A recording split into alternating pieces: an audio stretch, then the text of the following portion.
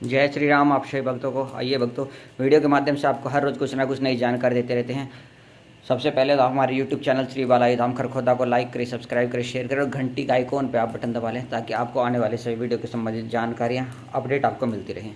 कार्तिक का बड़ा पावन पवित्र महीना चल रहा है। कार्तिक का स्नान, कार्तिक में दान और कार्तिक में पूजन और कार्तिक में क्या खाना चाहिए, क्या पीना चाहिए और किस प्रकार व्रत करना चाहिए और किस प्रकार सोना चाहिए और किस प्रकार साधना करनी चाहिए। कार्तिक का अपना एक महत्व। आइए आपको कार्तिक के बारे में बताते हैं। कार्तिक के महीने में आप सवेरे उठें, जब सवेरे उठना है वो आपको सूर्य उदय से पहले उठना है।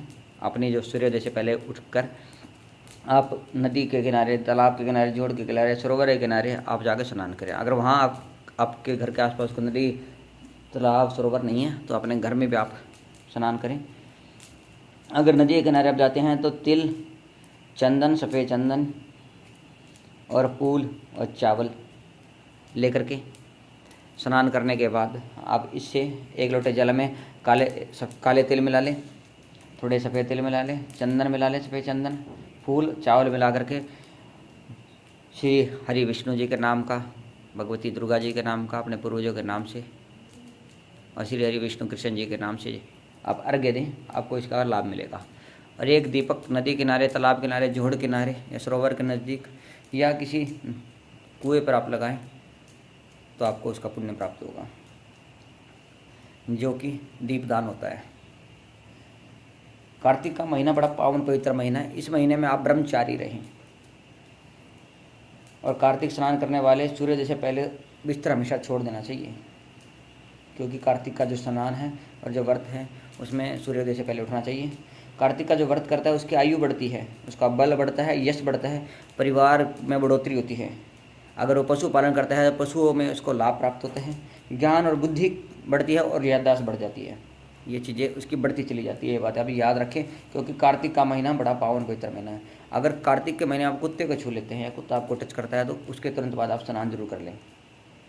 और कार्तिक के महीने में जौ और प्राय सैया, प्राय सैया का मतलब प्राय किसी आसन पे, प्राय किसी खाट पे, बेड पे ना सोएं, वो त्याग करें। और कांस्य के बर्तनों में भोजन ना करें। और रविवार के दिन आंवले का प्रयोग ना करें अपने भोजन में या अपने स्नान में, किसी प्रकार से भी। ये बात याद रखें। कार्तिक के महीने में आप बहुत सी सब्जियां जो हैं वो आपको नहीं खानी चाहिए, वो छोड़ देनी चाहिए। उसके विषय में भी आपको बताएंगे वो क्या क्या सब्जियां हैं। कार्तिक के महीने में लहसुन, प्याज, हींग का प्रयोग ना करें, गाजर का प्रयोग ना करें, मूली ना खाएं, लौकी अर्थात घिया ना खाएं, बैंगन ना खाएं, कद्दू और कुहड़ा ना खाएं, और गोभी, चाहे फूल गोभी चाहे पत्ता गोभी, वो ना खाएं। और तो और नारियल और कटहल की सब्जी का भी आपने त्याग करना चाहिए। और ये जो सब्जियां आपने छोड़ी है, अगले महीने ब्राह्मण को दान करके आप खाएंगे तो आपको उसका पुण्य मिलेगा। ये बात याद रखें। और कार्तिक के महीने में देवताओं का पूजन करें, गुरु का पूजन करें, साधु संतों का पूजन करें, आपका कल्याण होगा। और कार्तिक के महीने में तुलसी स्तोत्र का पाठ करते हैं तो माँ तुलसी की कृपा पर आती है। और इन दिनों में अन्नदान जितना हो सके करें, अपने हाथ से लोगों को अन्न का सेवन कराएं, अन्न का भोजन कराएं, भंडारा करें, आपको लाभ होगा। और इन दिनों में प्राय अन्न ना खाएं, किसी का प्राय वस्त्र ना पहने, किसी के दिए हुए कपड़े ना पहने, या और प्राय किसी खाट पर, बेड पर ना सोए, किसी की निंदा चुगली ना करें। और तो और काली उड़द भी नहीं खानी चाहिए इन दिनों में। वैसे तो दाल कोई ना खाएं, पर हम कहते हैं काली उड़द भी ना खाएं, और दालें भी हो सके तो सारी छोड़ दें आप। ये बात याद रखें। कार्तिक का महीने में, कार्तिक के महीने में आप एक काम बहुत कर सकते हैं।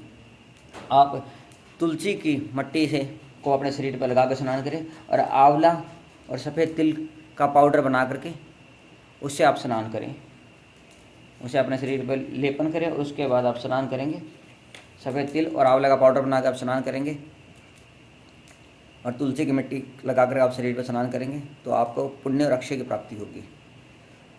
और किसी दिन आंवला नहीं लगाना या आंवला अपने शरीर पर नहीं लगा कर नहाना और आंवला नहीं खाना, वो तिथियां आप सुन लीजिए। जो कार्तिक में कुछ तिथियाँ ऐसी होती है जिस पर आंवला नहीं खाते हैं, ना ही उस पर स्नान में प्रयोग करते हैं।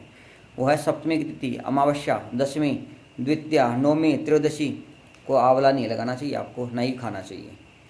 और एक चीज़ याद रखें, कार्तिक में अपने पितरों का अपने पूर्वजों का आप तर्पण करते हैं दक्षिण दिशा मुँह करके, तो जितना तर्पण आप करते हैं उतना पुण्य आपको मिलता है। और तर्पण करते हुए, दक्षिण में आप जब तर्पण करते हैं अपने पितरों और अपने पूर्वजों का नाम का, तो एक बात याद रखिएगा, दक्षिण में जब आप तर्पण करेंगे, आपके लोटे में जितने तिल होंगे 1 तिल, 2 तिल, 10 तिल, 20 तिल, उतने वर्षों तक आपके पितर, आपके पूर्वज स्वर्ग में रहेंगे और आपको आपके ऊपर अपनी कृपा बरसाएंगे। और कार्तिक में स्नान करने वाले श्री हरि विष्णु जी को प्राप्त होते हैं। और तुलसी की पूजा रोज़ कार्तिक में करें। और कार्तिक में अगर आपके घर में, आपके मंदिर में शालिग्राम जी की स्थापना है, शालिग्राम जी हैं, तो शालिग्राम जी पर तुलसी चढ़ाएं, तो आप देखेंगे आपको अक्षय की प्राप्ति होगी और तीर्थों में स्नान का पुण्य प्राप्त होगा। अगर कार्तिक में जो व्यक्ति, औरत हो, पुरुष हो, बालक हो, वृद्ध हो, जवान हो, जो स्नान करते हैं, उसे रोग नहीं रहता, उसका धन बढ़ता चला जाता है, संतान प्राप्ति होती है, संतान की वृद्धि होती है।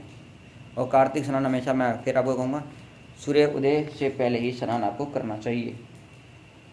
और इन दिनों में तामसिक भोजन ना करें, लहसुन प्याज हींग का प्रयोग ना करें, दारू मांस मट्टी अंडे का प्रयोग ना करें, पराई स्त्री का सेवन ना करें, पराय अन्न को ना खाएं, ये बात याद रखें, नहीं तो आपको हानि होगी। क्योंकि अन्न का जो प्रभाव होता है इंद्रियों पर पड़ता है। अगर आप मांस मट्टी अंडा खाते हैं, लहसुन प्याज हींग खाते हैं, तो उसका प्रभाव आपके इंद्रियों पर पड़ता है, जिससे आपको व्रत का पुण्य प्राप्त नहीं होगा और आपका मन भजन में नहीं टिक पाएगा। अगर आप व्रत करती हैं, जब माता है, पुरुष है, कोई बालक है, वृद्ध है, जवान है, और बाद में वो लड़ाई करता है, या व्रत के 1 महीने बाद भी लड़ाई करता है, तो उसके द्वारा क्या व्रत पुण्यदायी नहीं होता, उसे उस व्रत का फल नहीं प्राप्त होता। अगर आपके साथ कोई लड़ाई करता है जानबूझ के, तो उसका पाप उसे लगेगा, पर आप अपने आप लड़ाई ना करें, ये बात याद रखें। कार्तिक के महीने में जितना हो सके दान पुण्य करें और ब्रह्मचारी रहकर अपने भजन पूजन को बढ़ाएं। हमेशा याद रखें, कार्तिक का महीना बड़ा ही पावन और पवित्र महीना है। कार्तिक के महीने में जितना हो सके आप दान पुण्य में जुड़ें और तुलसी स्तोत्र का जप करें, तो आप देखेंगे